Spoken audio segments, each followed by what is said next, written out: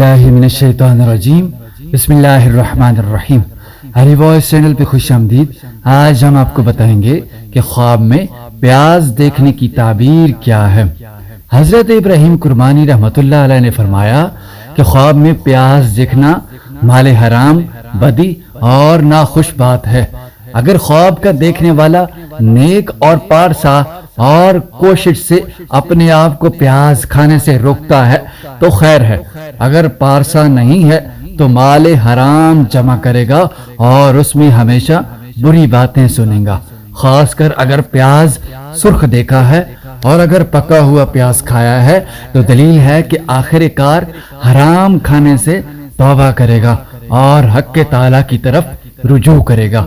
حضرت جعفر صادق رحمت اللہ علیہ فرماتے ہیں کہ خواب میں پیاز کا دیکھنا 3 وجہ پر ہے۔ پہلا مال حرام، دوسرا غیبت، چغلی اور بری بات، اور تیسرا کاموں میں خرابی اور پشیمانی۔